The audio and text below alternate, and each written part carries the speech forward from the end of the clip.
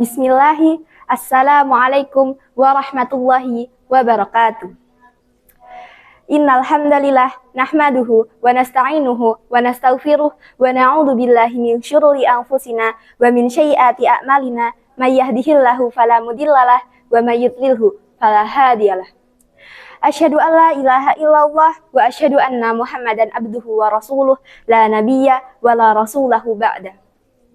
Pertama-tama, marilah kita panjatkan puja dan puji syukur kita atas kehadirat Allah Subhanahu wa Ta'ala yang telah memberikan rahmat sehat kepada kita.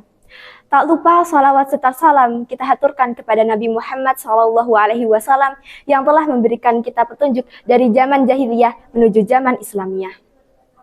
Di sini saya Zahira Sofa Putri Soleha ingin menyampaikan kultum mengenai zina.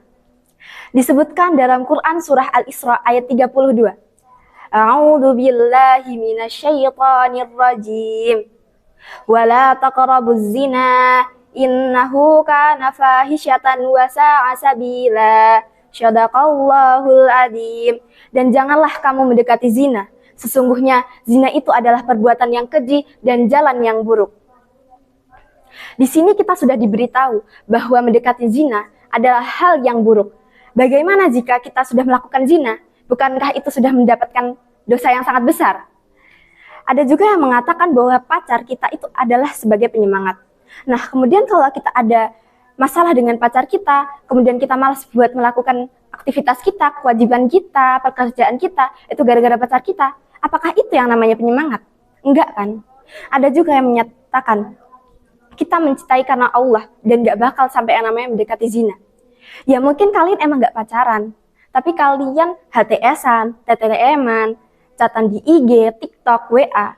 Ya karena zina itu gak mencakup cuman di pacaran doang. Zina itu juga ada HTS, TTM. Dan HTS, TTM itu juga sering terjadi di sekolah-sekolah, bahkan di sekolah-sekolah Islam. Kita pasti setuju dengan kondisi moral generasi muda bangsa ini makin hari kian merosot. Banyak sekali remaja-remaja yang terjerumus ke dalam pergaulan bebas, sehingga dosa zina pun tidak dapat dihindari. Kemajuan zaman di masa sekarang ini bagaikan buah simalakama. Tontonan, cerita, pornografi bisa diakses dimanapun, bahkan oleh anak-anak di bawah umur. Jika orang-orang zaman dulu itu merasa malu jika berpacaran di tempat umum, apalagi sampai bergandengan tangan, beda sekali di zaman sekarang. Mereka malah mengumbar kemesraannya, mereka ciuman, mereka pelukan. Itu mereka melakukannya itu tanpa merasa berdosa dan tanpa merasa bersalah. Dan itu membuat zina tidak dapat dielakkan.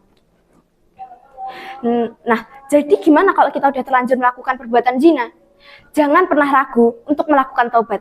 Karena pada hakikatnya Allah itu pemaaf dan akan selalu membukakan pintu maafnya untuk manusia-manusia yang ingin berubah. Nah, di sini aku ada cerita tentang Ma'is bin Malik yang berzina, kemudian bertaubat dan insya Allah dimaafkan oleh Allah.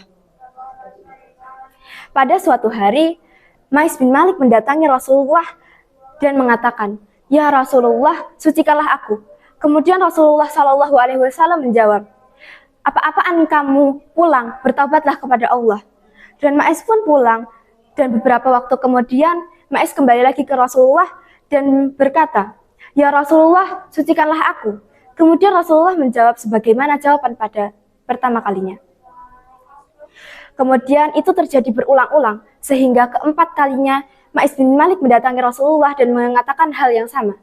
Dan Rasulullah bertanya, dari hal apa kamu harus aku sucikan?" Kemudian Ma'is bin Malik menjawab, "Dari dosa zina, ya Rasulullah." Kemudian Rasulullah SAW bertanya kepada para sahabat, apakah Ma'is bin Malik mengidap gangguan jiwa? Kemudian dijawab oleh para sahabat bahwa Ma'is tidak mengidap gangguan jiwa. Kemudian Rasulullah SAW bertanya lagi, apakah Ma'is sedang mabuk? Kemudian salah seorang sahabat mencium bau mulutnya dan tidak mencium aroma khamar sama sekali.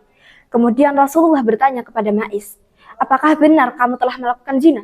Kemudian dijawab oleh Ma'is, iya, aku telah melakukan zina ya Rasulullah. Kemudian Rasulullah menegakkan hukum rajam dan akhirnya Ma'is bin Malik pun meninggal. Nah, dari sini kita belajar kalau kita nggak usah takut buat bertaubat. Nanti kalian akhirnya juga bakal masuk surga kalau kalian berani mengakui kesalahan dan bertaubat. Nah, mungkin itu saja yang dapat saya sampaikan. Mohon maaf bila ada salah kata. Nun wal qalami wa ma yasturun. Wassalamualaikum warahmatullahi wabarakatuh.